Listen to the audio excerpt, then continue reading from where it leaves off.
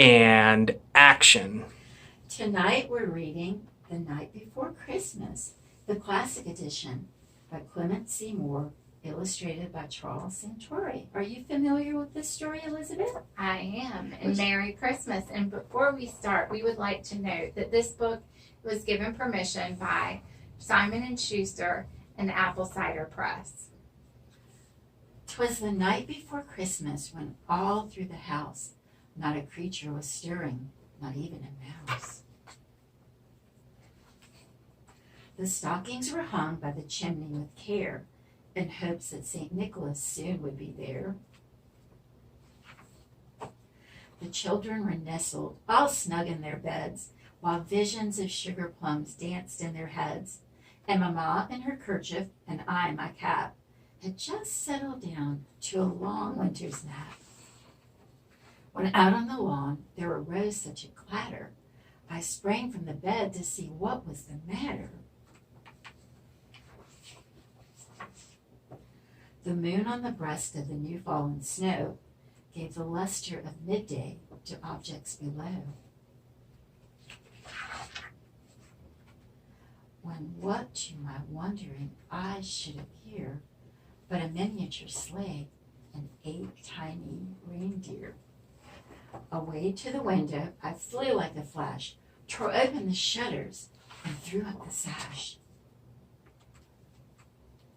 With a little old driver so lively and quick, I knew in a moment it must be Saint Nick. More rapid than eagles, his coursers they came, and he whistled and shouted and called them by name. Now Dasher, now Dancer, now Prancer and Vixen, on Comet, on Cupid, on Donner and Blitzen. To the top of the porch, to the top of the wall, now dash away, dash away, dash away all. As dry leaves that before the wild hurricane fly, when they met with an obstacle, mount to the sky. So up to the housetop the coursers they flew, with the sleigh full of toys and St. Nicholas too. And then in a twinkling I heard on the roof the prancing and pawing of each little hoof. As I drew in my head and was turning around, down the chimney St. Nicholas came with a bound. He was dressed all in fur from his head to his foot, and his clothes were all tarnished with ashes and soot. A bundle of toys he had flung on his back, and he looked like a peddler just opening his pack. His eyes how they twinkled, his dimples how merry. His cheeks were like roses, his nose like a cherry. His droll little mouth was drawn up like a bow, and the beard of his chin was as white as the snow. The stump of a pipe he held tight in his teeth, and the smoke it encircled his head like a wreath. He had a broad face and a little round belly that shook when he laughed like a bowl full of jelly. He was chubby and plump, a right jolly old elf, and I laughed when I saw him in spite of myself.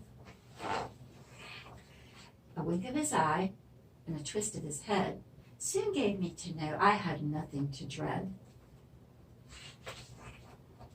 He spoke not a word, but went straight to his work, and filled all the stockings, then turned with a jerk, and laying his finger aside of his nose, and giving a nod up the chimney he rose.